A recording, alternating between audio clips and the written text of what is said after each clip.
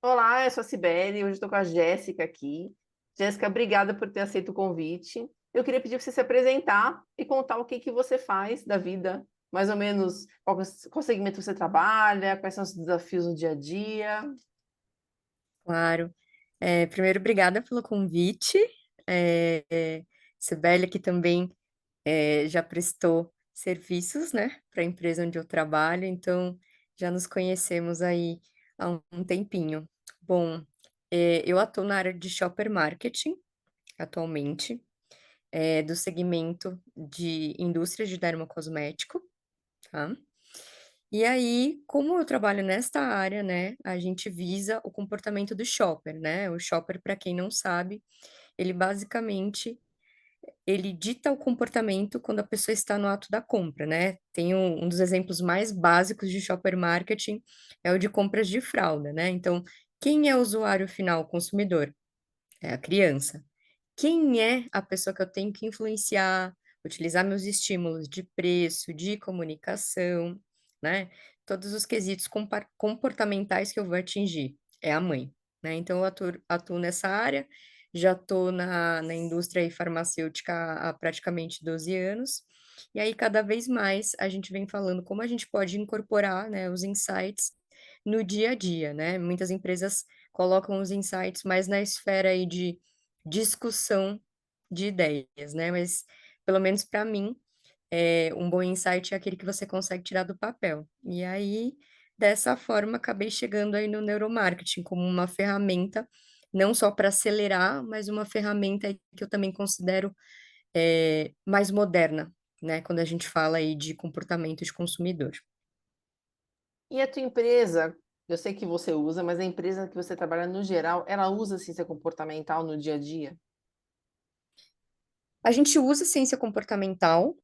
Mas, como é uma empresa, né, multinacional, aí de origem francesa, aqui no Brasil a gente está há 8, 9 anos. Então, quando a gente fala de pesquisa mesmo, não utilizamos ainda o tanto, né, quanto gostaríamos. Então, a partir do ano passado, quando a gente começou a trazer novos produtos que não existiam aqui no Brasil, a gente começou, né, principalmente quando eu criei o departamento, a gente começou a lançar a mão, né, mais de pesquisas, sejam quantitativas ou qualitativas. E foi aí também a oportunidade que eu enxerguei de trazer para dentro da empresa o neuromarketing, né? Porque para uma empresa que não está acostumada a utilizar, né, tantos estudos, sejam sindicalizados ou estudos ad hoc, ou até mesmo estudos que foram feitos, né, no time global, ou seja, no time de fora, como que a gente pode nacionalizar esse estudo, eu entendi que o neuromarketing ele poderia trazer respostas mais rápidas, né? Porque a gente sabe que nesse pool de pesquisas, a gente sempre vai querer o caminho mais completo, principalmente cruzar, né?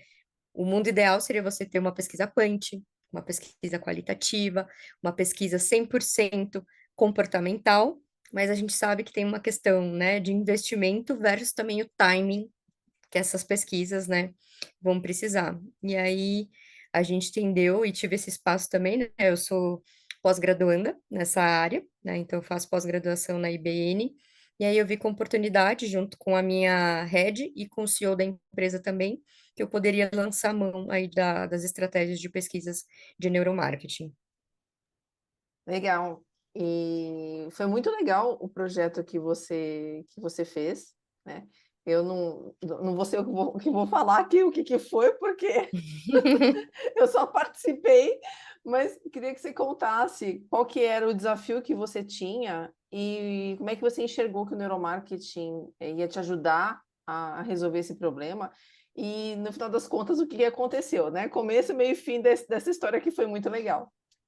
Perfeito. A gente tinha um primeiro desafio que era tornar, né, a experiência dentro da gôndola, né, onde ficam os produtos expostos de dermocosmético, a experiência mais efetiva, mais próxima do consumidor, né? E por que que em dermocosmético isso se torna um pouco mais desafiador? Porque diferente das outras áreas, das outras seções da farmácia, onde você Quando não tem o varejo, né? Então, estou falando da farmácia, você tem uma indústria, né? Um parceiro ali por trás, que ele vai ditar como tem que ser essa exposição, tá? Então, por exemplo, se a gente pegar uma categoria paralela, já que eu falei de fraldas aqui, você tem a exposição, né, que você usa para troca de fraldas, para o banho. Então, quando você não tem um varejo que está estruturado para ditar e falar como que tem que ser essa exposição, se tem que ser em cima, na altura dos olhos, o que que vai ficar abaixo, quais são as marcas, né, que é o famoso gestão de categorias, né, que a gente costuma comentar aqui no mercado, né, de trade marketing, de marketing, você tem uma indústria parceira. Só que acontece, nas demais seções da farmácia, você tem espaços, né, ou que são delimitados de acordo com a sua participação. Então, por exemplo, se eu tenho uma marca de fraldas, é, e ela é a mais vendida, muito provavelmente ela vai ter o maior espaço ali da gôndola. E muito provavelmente ela vai ser uma espécie ali de sponsor, uma espécie de aconselhador do varejo de como tem que ser essa exposição, para que o shopper, no ato da compra, ele consiga navegar melhor e encontrar o produto que ele quer. Quando a gente fala de dermocosmético, né, quem usa e já está mais imerso conhece bem. A gente não tá, a gente está falando de uma seção onde você paga o espaço, normalmente a gente chama de paredão, né, porque ele não fica ali naquela zona do meio da passagem ali da farmácia, mas nas laterais. Então, aquela exposição, em geral, ela é paga, e aí o que que acontece quando a exposição ela é paga, né? Você paga ali o espaço para ter na parede, no armário, né? Como a gente chama. Cada indústria vai fazer uma exposição diferente. Então, produtos de limpeza para o rosto, não necessariamente, né? De todas as marcas que estão pagando espaço ali no paredão, ela vai ficar na mesma altura, ou na mesma prateleira, ou em conjunto com os mesmos produtos. Por que que isso é ruim, né? Pensando aí na experiência. Porque nós, como bons consumidores, todos nós somos shoppers de alguma coisa. Nós fazemos comparação, por exemplo, de preço, ou de oferta, ou de entrega do produto. Como, como que é feita essa comparação? Basicamente, eu estou falando de você pegar o produto na mão, né? Então, no funil de compras, a gente tem essa etapa que é de pegar o produto e aí você faz a comparação, para você entender, dentre aquelas duas ou três opções, qual, né, vai de acordo com o seu bolso, de acordo com o seu tipo de pele, de acordo com a entrega versus benefício ou até fórmula que você está procurando. Então, a gente queria oferecer uma experiência melhor, né, de navegação entre os nossos produtos. A maioria dos nossos produtos são franceses e levam ali uma etiqueta em português. Então, querendo ou não, a gente sabe que isso dificulta também ali, né, no ato. Então, a gente queria categorizar. Só que nós tínhamos dúvida, né?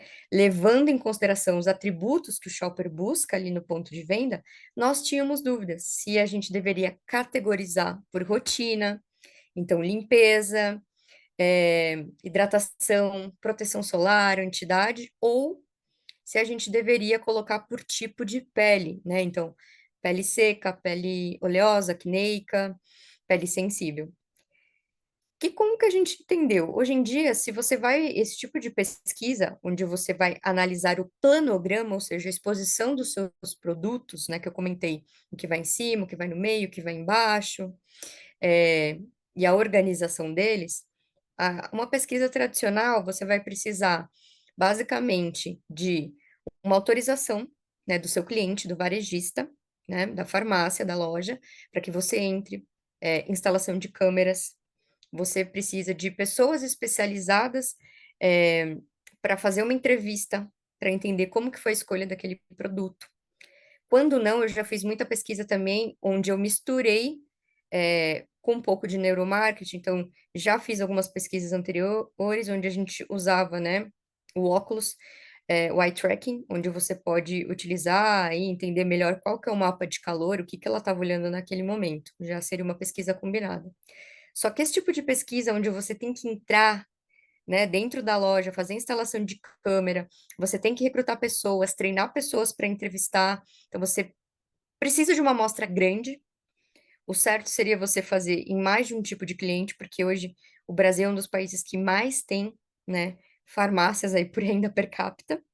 Então, a gente já tinha programado um grande projeto que entra na gôndola, tá? Em meados do ano passado, então a gente precisava de uma resposta rápida,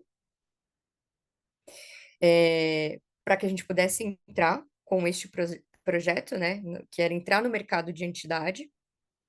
E também fizemos uma avaliação de custos. Então, a gente entendeu que ficaria, né, muito mais viável em timing e investimento a gente até fazer uma primeira leve e refazer depois do projeto, né, instalado, que é uma coisa que eu quero fazer, ainda não fizemos, né, essa segunda etapa, do que contratar uma pesquisa tradicional, onde você teria outros terceiros ali, inclusive o teu cliente, que ia ter que disponibilizar essa autorização, né? E também teríamos que fazer a nível multipraça, né, em mais de uma região do Brasil. Sendo que, escolhendo o neuromarketing num modelo online, utilizando a nossa própria base de CRM, ou seja, pessoas que já compram, né, os nossos produtos, a gente conseguiria fazer multipraça, a gente conseguiria atingir mais de uma faixa etária, então eu não teria que clusterizar os meus grupos, os meus targets, né? De entrevistados, e a gente conseguiria ter isso de uma forma rápida, inclusive para dividir com o time da França, né? Porque apesar da gente tocar nossas pesquisas, a gente sempre está alinhado aí com o guideline global. Então, acho que esses foram os principais motivos aí que nos levaram a apostar na pesquisa de neuromarketing, utilizando principalmente o método online. E como é que foi o resultado? No final das contas, o resultado final que apareceu na pesquisa acabou indo de encontro àquilo que vocês esperavam? Porque eu lembro que você tinha ali dois modelos, né, desse planograma, e por mais que a gente achasse, né, que a gente até conversou, que era meio óbvio que um era o que a gente acreditava que era o certo a ser seguido, a gente sabe que existe muita barreira dentro das empresas, porque Jéssica acha, Cibele acha, mas o resto do mundo talvez não ache, né? Por sorte, a gente estava certa, né? Sim, Estamos é, sempre certas, né? o planograma que a gente colocou aí como aposta, realmente foi o que performou melhor, né? Eu até me lembro, foi 68%.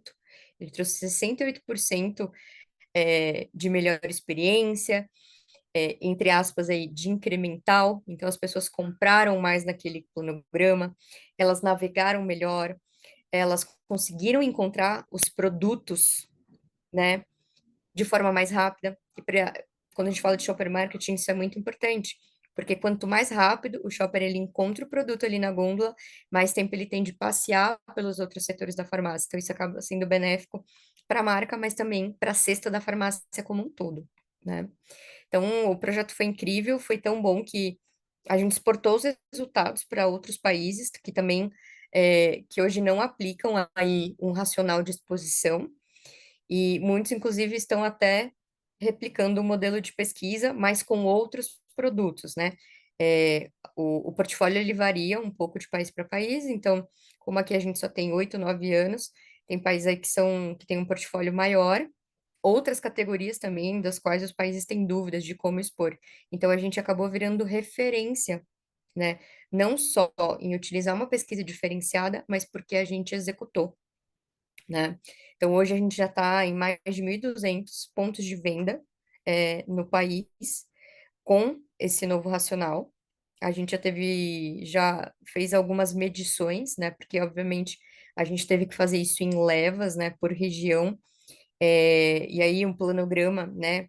A exibição dos produtos, ela muda um pouco de cliente para cliente. Então, a gente também teve que fazer alguns ajustes. Então, por exemplo, no planograma que a gente testou, a gente tinha uma prateleira ali de limpeza, onde a gente tinha sabonete líquido, né, em gel para lavar o rosto.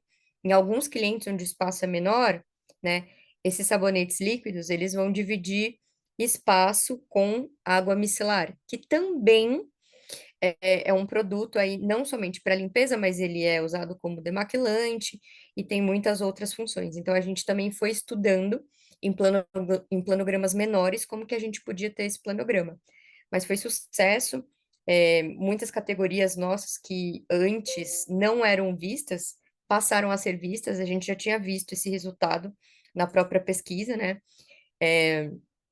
Alguns produtos que foram selecionados no planograma o qual a gente aplicou, que tinham um baixo share, uma baixa participação de mercado, e que, inclusive, é, aqueles shoppers ali, aqueles consumidores classificaram como novos. Não, não eram novos, mas o planograma, o modelo de exposição que a gente estava usando, fazia com que passasse batido. Então, eles não estavam literalmente sendo vistos. Então, para a gente foi ótimo, resultado muito positivo. E é isso, a gente aproveitou também não só a pesquisa, mas a gente foi cruzando, né, com vendas para entender qual foi o ganho, né, versus a antiga exposição. Então, a gente foi fazendo em levas, e aí a gente usou, né, vendas como métrica, porque aí a gente utilizava a nova loja que estava sendo virada, né, a gente chama de virar o planograma, né, que estava sendo colocado o novo planograma, versus uma loja espelho, né? Então, uma loja com faturamento similar, com a quantidade do portfólio similar também, para a gente medir se a gente tinha ganho. E, de fato, a gente teve muito ganho. A gente fez uma pesquisa depois tradicional, não com foco em planograma, mas com foco em clientes do varejo, né? Para ver como que é o comportamento naquele maior varejo de São Paulo, naquele maior varejo do Rio. Então, era uma pesquisa para estudar o varejo. E veja só, na pesquisa, saiu que a nossa navegação não era boa. E tinha, inclusive, alguns verbetes, algumas falas é, de consumidores, de shoppers. Então, quando a gente recebeu o resultado, né, que foi feito, inclusive, pelo nosso time da França, né, eles fizeram em alguns países, eles até comentaram, a gente ia inclusive trazer como próximos passos sugestão para que vocês mudassem o racional de vocês. Mas vocês já mudaram, né? Então a gente ficou nessa expectativa de rodar uma nova pesquisa, porque sempre tem melhorias, né? E não faz muito tempo, né? A nossa pesquisa foi em junho do ano passado. Então, tá super fresco, mesmo estando super fresco, a gente já teve excelentes resultados, mas eu acho que quando a gente fala de experiência, né, do consumidor, isso tem que ser progressivo, né? E a pesquisa de neuromarketing, ao contrário de outras, né, te permite isso, né? Já que você tem essa questão de investimento e de timing interessante, né?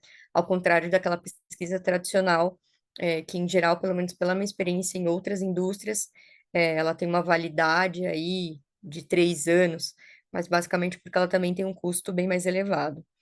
Mas a gente está muito feliz.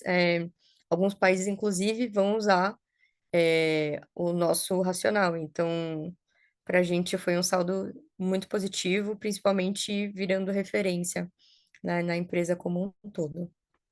Jéssica virou referência graças ao neuromarketing. O nome dela em todas as reuniões aí acontecendo. E é muito legal você falar isso. Gente, eu não sabia desse resultado. A gente está conversando agora, né, do Sim, pós pesquisa pela primeira vez. Porque muita gente fala assim: ah, poxa, mas eu vou fazer uma pesquisa de neuromarketing para medir um planograma, vou fazer online, não precisa estar pessoalmente. E aí eu falo: não, aí faz papo de vendedor. Quando eu falo: não, pode fazer com simulação. E foi o que a gente fez exatamente: a gente simulou algumas gôndolas e pediu para as pessoas, enfim, procurar produtos, ver quais produtos eram mais vistos de primeira, qual que eram as disposições mais adequadas, qual que era esse planograma aí misterioso que a Jéssica queria sim. implementar, e se ele ia funcionar mais que o outro. E no final, vocês estão vendo aqui que efetivamente funciona, porque quando a gente pensa de online e fala assim, pesquisa, esse tipo de pesquisa para online, esse experimento só serve de repente para rede social. Não, serve para tudo. É que Inclusive para é muita. comunicação, né? A gente fez o Exatamente. teste de planograma, mas a gente também testou alguns assets de comunicação. Então, quando a gente fala aí de empresas multinacionais, a gente tinha, esse também era o nosso segundo desafio, né? A gente colocou um material de merchandising dentro desse planograma, esse material de merchandising, ele está presente em todos os países que têm as três marcas aqui do grupo no qual eu trabalho. E aí o ponto interessante é que imagina, essa comunicação que vai escrito, né? Ele foi feito lá pelo time da França e depois é traduzido para o inglês. E aí a gente tem falsos cognatos, a gente sabe que no ponto de venda a gente não tem que dar vazão para o shopper interpretar o que está escrito.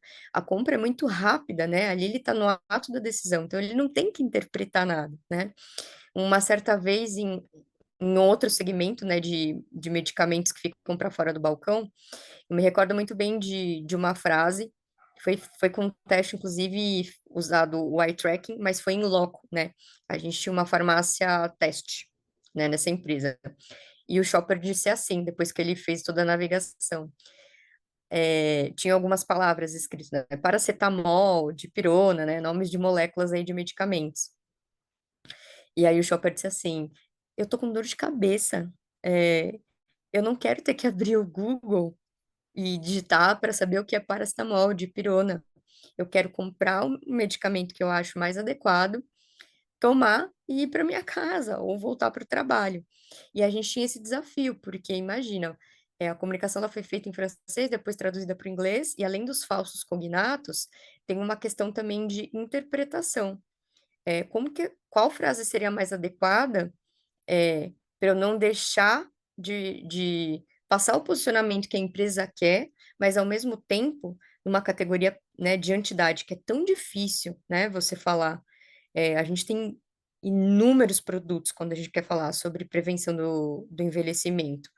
Como que eu poderia passar o posicionamento, mas uma mensagem que para quem está lendo em português fizesse sentido? Então, a gente também testou, né, nesse merchandising dentro da pesquisa, três opções de frases, e isso também nos ajudou muito. É, com certeza, eu acho que essa também foi o segundo maior diferencial que a pesquisa fez com que a gente tivesse um direcionamento mais efetivo, porque os países estavam com muita dificuldade, de traduzir essa frase, exatamente porque cada cultura vai interpretar de um jeito. Então, como que você faz para manter o posicionamento, mas se fazer entendido, né? Porque às vezes na França eles falam, eles têm um linguajar mais formal, de repente. E aqui no Brasil, talvez tem que ter uma coisa mais descolada, uma coisa que converse mais com o público. Eu trabalhei bastante em multinacional e sei exatamente o que você passa. Porque vem o guide de É. fora e parece que é óbvio. Não, mas funciona assim. Você fala, gente, claro que não, ninguém vai entender o que está falando, porque culturalmente talvez a gente não tenha essa abertura, talvez a gente esteja acostumado com outro linguajar, outras palavras que significam a mesma coisa de uma maneira mais coloquial, porque é o que o rapaz falou, né? Eu não quero abrir o Google para ver o que, que é a tal molécula. Então, se é uma coisa que causa fricção, você vira para o lado e você tem ali o cronograma do teu concorrente. E eu acho que essa dificuldade que vocês têm é bem é bem peculiar dessa categoria mesmo, porque depois que a gente fez o projeto, eu comecei a observar efetivamente como é que são as disposições nas farmácias. E ali, ou você vai para uma gôndola e você se acha, ou não tem isso que você falou de ficar, não, deixa eu ver o demaquiante dessa, com o demaquiante dessa, com dessa. Eu até, sabe que eu fiz Exato. isso um dia com um produto, apareceu do além. Parecia um holograma, uma moça do meu lado. Você de ajuda? Porque eu acho que eles ficam com medo de roubo também. Se você começa a Sim, manusear sim. muito. É uma questão que a indústria inteira de dermocosmético enfrenta. E agora, inclusive, hoje eu estava no evento com alguns clientes aí do varejo farmacêutico. Enfrenta porque são produtos caros, né? E que agora, infelizmente, também está chegando em outras categorias, até como escova de dente, né? Que esse mercado também passou, né, por uma premiumização, né? Então, escova de dente já não é como antigamente, já você também tem para todo tipo de bolso, todo tipo de necessidade. Você tem pós-cirúrgico, você tem para quem usa aparelho, você tem para quem tem gengiva sensível, você tem o tamanho da cabeça da escova muda, alguns vêm com limpador de língua, outros não. Então, assim, A gente passa isso em dermocosmético do furto, mas também dessa questão de ser um ticket alto, né? E a gente sabe que pelo menos os latino-americanos, eles cuidam, eles têm uma cultura de cuidar mais do corpo, né? Essa questão do cuidado facial, ela ficou mais protuberante nos últimos 10 anos. E aí, esse shopper, ele pondera mais, né? Porque como o desembolso é mais alto, ele também tem medo de comprar um produto e aquele produto que ele pagou caro não ser efetivo, às vezes não só por uma questão da fórmula, mas porque ele não é adequado para a pele dele, né? Então, vai além do bolso. Então, é uma categoria complexa de, de se vender, principalmente porque mexe com a autoestima. Qualquer erro que a marca tem ali, é, ou ela vai perder venda, porque ela não foi clara na embalagem dela, na exposição dela, no material de merchandising, ou, mesmo que ela seja boa, se o shopper pegou o produto errado, aí ela perde o shopper, né? Que são os abandonadores que a gente costuma falar dentro das categorias, né? Então, essas pessoas de fato abandonam a categoria e não voltam a comprar mais, né?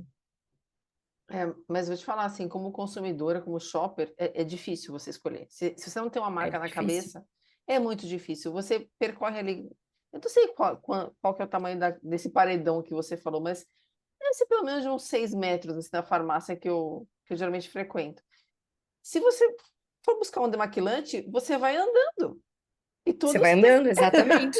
É uma maratona. E aí você fala assim, meu Deus. Aí a gente cai no paradoxo da escolha, né? Que em neuromarketing a gente fala bastante. Tem Uhum. tanta opção que você fala, não quero mais. Eu não, bugou meu cérebro, eu não quero mais. É difícil para Exatamente. vocês, mas também é difícil para o shopping isso fazer uma escolha. A menos que tenha assim, tipo, oferta. Outro dia eu entrei numa farmácia ali, que é do lado da academia que eu faço, oferta. Aí eu falei, ah, e estava pela metade do preço, e era real, porque eu procurei no Google Shopping na hora. Era um cosmético em bastão. Eu nunca tinha usado. Uhum. Aí eu falei, gente, então olha a cabeça, vale a pena experimentar, porque eu vou pagar metade do preço. E estava realmente com Sim. 50%. E aí eu comprei. Mas só porque me chamou a atenção, eu estava esperando minha mãe, que estava fazendo um monte de compra ali de remédio, aquela de rotina. E eu falei, vou ficar dando uma pirulitada aqui. E eu vi, e eu fui realmente no dermocosmético. Quando a gente faz algum projeto, a gente vira cliente oculto sempre. E aí eu fui Sim. andando, eu fui vendo, e só me chamou a atenção esse que estava em oferta, que tinha um material ali, porque é difícil, é bem difícil escolher. E o neuromarketing, ele pode ajudar exatamente nisso. Eu lembro que o meu primeiro fórum presencial da IBN e também a gente fez um Neuromarketing Day, né? Tem até no YouTube, quem quiser procurar. Eu falei exatamente do meu tema, que eu levei o tema de IGC exatamente, falei um pouco da pesquisa, vinha o paradoxo da escolha. Na primeira aula, eu levantei a mão assim presencial e perguntei. Eu, detalhe, eu sou uma pessoa de insights, tá? Eu sou cobra criada de CMI. Então, eu sou uma pessoa que vem de pesquisa. Eu perguntei. Só que eu estava tão enviesada, né? Eu estava em medicamentos até então, eu tava é, tinha recém chegado nessa nova empresa. E eu perguntei, gente, mas, professor, o que eu vou fazer com todos esses estímulos se no final a farmácia inteira está promocionando? E aí ele me respondeu exatamente isso. Foi o Sérgio, professor Sérgio. Sérgio é Ele falou, excelente. mas é exatamente por isso, para que você não, nem tudo é sobre preço e promoção. E, fato, isso virou um círculo vicioso dentro do varejo, né? Eu acho muito bom você lançar mão aí de promoções, de rebaixa, exatamente para você ter o quê? Recrutar pessoas para conhecer. Mas isso é sustentável a longo prazo? Porque as marcas estão exatamente nesse círculo vicioso de promoção, promoção, preço, promoção, rebaixa. E o neuromarketing como ele vai usar esse comportamento que ele está implícito, que é diferente de uma pesquisa, né, que eu te dou duas opções, e aí, de certa forma, eu estou é, é, te obrigando a escolher uma ali porque eu estou te abordando. Neuromarketing não. E como ele traz um implícito para isso, ele está falando realmente de um comportamento que nós aqui da indústria gostaríamos que todos os shoppers tivessem quando eles entram dentro de uma farmácia, porque é literalmente o comportamento que não está enviesado que dita o que realmente ele tem interesse, né? E eu vejo muito isso na categoria de dermo. Obviamente, a gente tem que ter oferta ou até posicionamento de preço nas nossas marcas, dos quais a gente consiga circular entre todos os públicos socioeconômicos. Mas hoje, depois de pesquisa e como aluna de pós-graduação, eu defendo que nem tudo é sobre preço. Nem toda categoria, nem todo tipo de produto, né? E por isso que é importante a gente estudar esse comportamento, né? Quando a gente pega vendas e a gente olha vendas passadas para entender qual que foi esse comportamento do shopper até aqui, eu estou lendo, né, aquele comportamento em cima de algo que já foi feito. Mas eu preciso visualizar oportunidades novas do que deve ser feito. Então, eu acredito nesse mix, né, nesse combo que eu falei no começo da nossa conversa. Que eu não vou ignorar essa questão de olhar como está o meu canal, como está o meu cliente, como está a performance do meu produto. Mas se eu ficar preso só a isso, eu não trago inovação. E o principal, eu não trago diferencial do meu produto. E a gente tem aqui concorrentes que não promocionam e que são concorrentes que conseguem fazer uma venda volume, não estou nem falando, né, de valor, de grana, muito interessante. Ou seja, esses concorrentes, eles conseguiram entender qual que é essa linha tênue, né? Onde eu tenho que realmente, eu não tenho que fazer uma rebaixa, eu não tenho que ter um apelo de preço, porque a entrega que eu tenho, a formulação que eu tenho, o tempo de estudo que eu fiquei em cima daquele produto, ele se paga na experiência que ele oferece para o consumidor. Já outros não, eu não posso ignorar o cenário competitivo e eu tenho que ter produtos que sejam mais a porta de entrada. Para mim, a questão é que hoje está muito sobre preço e promoção, e não deve ser só sobre isso, porque isso não é experiência. Preço e promoção, ele é um atributo validador daquela marca que eu estou desejando. E mesmo assim, quando você consegue vender o atributo, né, que não seja o validador preço ou promoção, muitas pessoas não têm como comprar. Haja visto aí o iPhone, que é um grande case, né, do marketing, mas as pessoas compram, porque elas entendem a qualidade, e tudo que o produto vai oferecer, né? Você falou exatamente o que eu ia falar, que não é sobre preço, é sobre valor. Se sua marca É tem sobre- valor, ela entrega, você não tem que se preocupar, você não tem que promocionar. Porque, enfim, senão você vai entrar em briga de preço e daqui a pouco todo mundo está vendendo abaixo da margem ali porque está se socando em relação à precificação. E quem é o teu cliente, do posicionamento que vocês têm na sua empresa, não é o cliente que vai se abater por causa de preço. É o que eu falei, você sabe que eu uso um dermocosmético que é bem caro, ele foi precisou fazer essa migração aí para manter a amizade com a Jéssica, que eu preciso mudar de marca. Eu te falo quais. Já me dá uma receita. E, e aí, e assim, eu não compro, eu não compro outro. Eu compro aquele que foi uma mecha que me indicou há, sei lá, 10 anos atrás. E eu tenho resultados que eu acho que tá bom, podem falar, não, tá péssimo, não usa esse da Cibele. Eu acho que ele entrega aquilo que eu espero. Lógico que assim, o tempo passa para todo mundo, não existe um milagre, mas quando eu comparo a minha qualidade da minha pele com de amigos que não usam o mesmo dermocosmético, usam Uhum, modelos assim, opções genéricas, eu falo, uau, a minha pele, por eu ser extremamente branquinha, eu tenho a pele muito sensível. Então, assim, se eu não usasse, com certeza eu estaria bem pior, né? Para quem acha que tá ruim, sim. bem pior do que tá agora. Mas eu acho que assim, de repente a promoção pode atrair de repente um olhar, deixa eu experimentar ver o que que é, como foi esse do bastão, porque eu jamais compraria um em bastão se não tivesse muito barato, porque assim, sinceramente, eu sempre achei que fosse uma coisa meio miraculosa assim. E não que eu tenha Uhum, gostado, tá? Eu comprei, usei umas 2 vezes e eu deixei ali. Para falar que eu uso quando eu vou viajar, porque ele não vaza. Porque eu acho que ele não sim. é igual, ele não é igual o que eu o que eu uso, que é uma marca aí tão consagrada quanto a que você trabalha. A da Jéssica é mais, é que a gente não vai falar a marca aqui para não.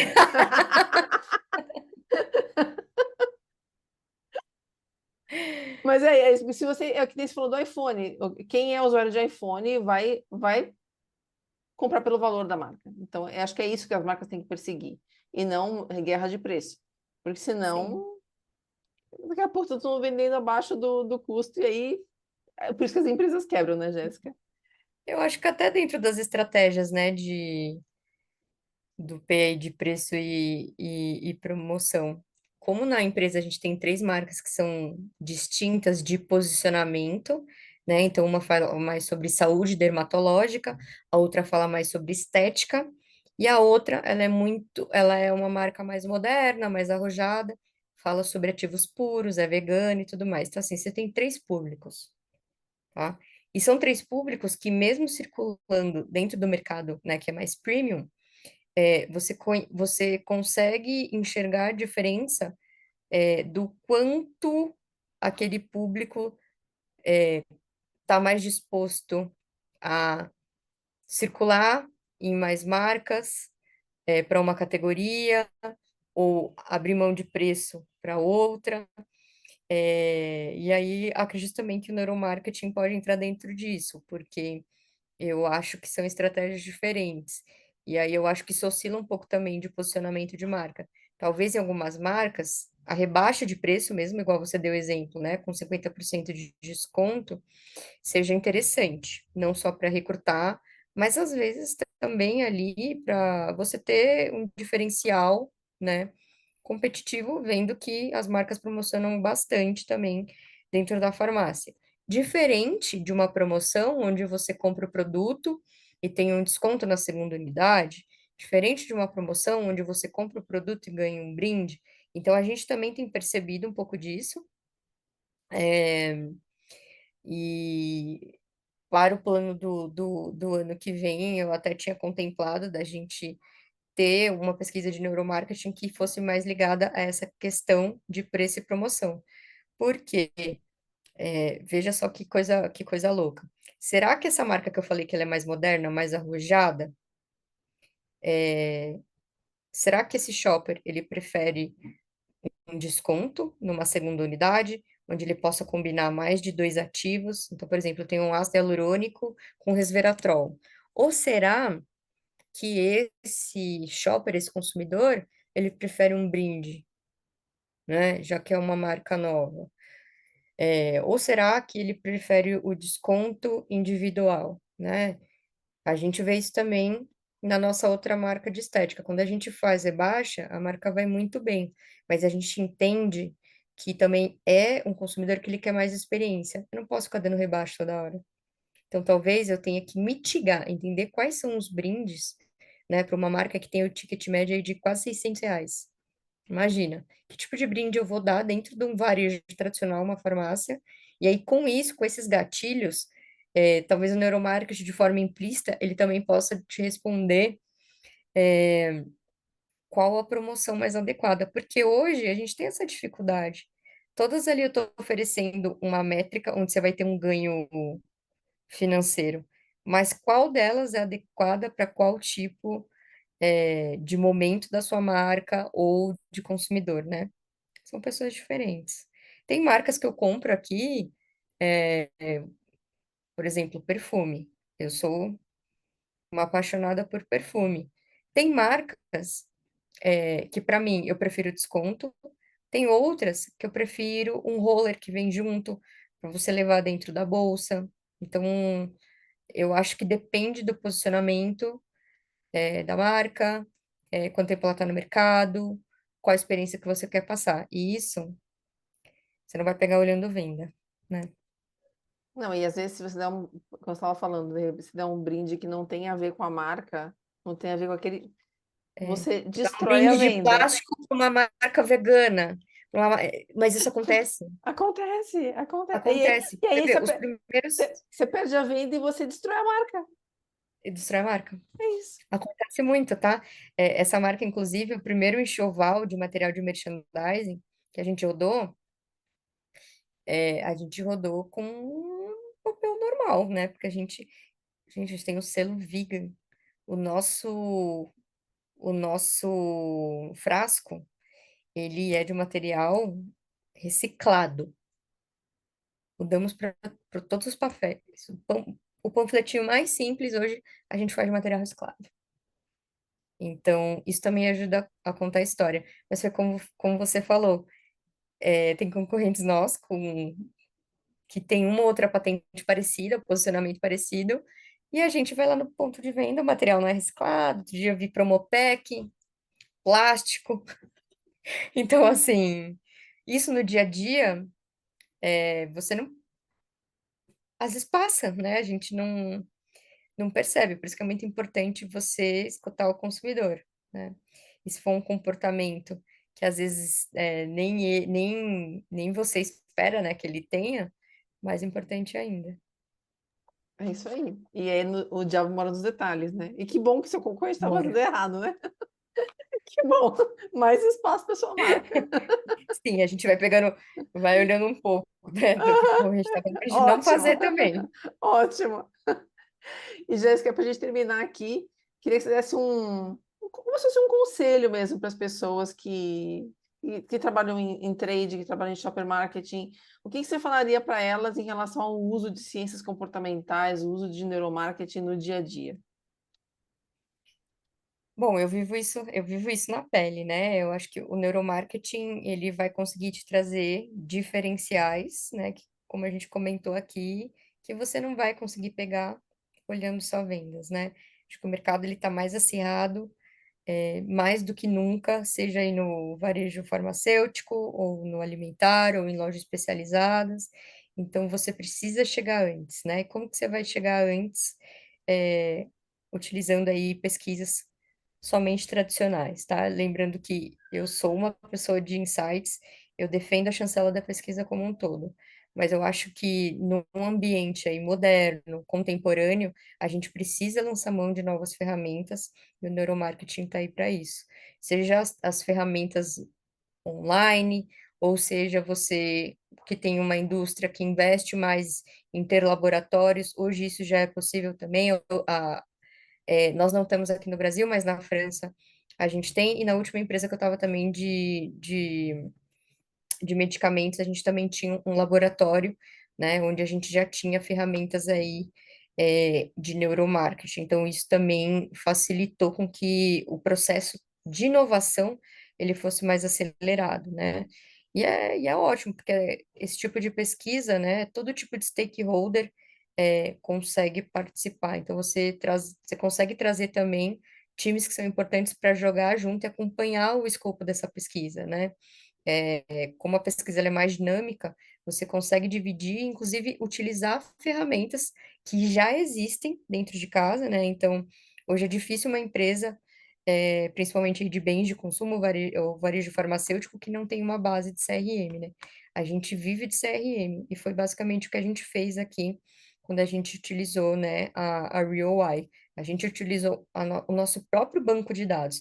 Então, a gente nós nos aproveitamos de um dado que estava ali para ser usado, mas que estava sendo usado para decisões muito táticas, e a gente colocou para jogo, para a gente entender com essas pessoas que já compravam, né, qual seria o melhor planograma, a melhor comunicação. Então, se eu pudesse dar um conselho para você se diferenciar, principalmente se você está em indústria, e quer se diferenciar, mostrar o seu valor, não só para o seu shopper, para o seu consumidor, mas para o teu cliente ali do varejo, invista em pesquisas que não sejam somente as tradicionais. A neuromarketing, para mim, nesse momento, é o caminho mais rápido, e que eu acho que o Brasil ainda está num movimento paulatino de entender e começar a usar, né? Eu vejo que quando eu falo com os outros times lá de fora, eles utilizam mais até muitas pesquisas, né, de neuromarketing do que as tradicionais. Então a gente está no movimento inverso. Então, se você tem essa chancela, esse chapéu, né, tá numa cadeira de shopper, de trade, de marketing, você precisa estar atualizado. Quem não conhece de neuromarketing não está atualizado, né?